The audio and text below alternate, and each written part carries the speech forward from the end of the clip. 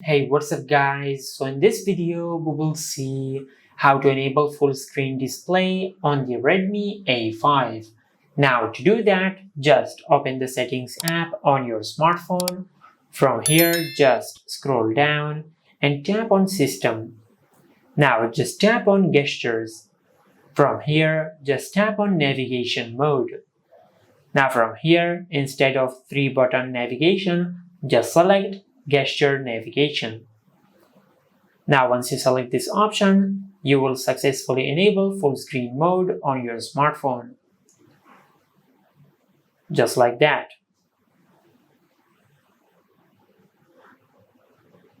And this is how you can enable full screen display on the Redmi A5.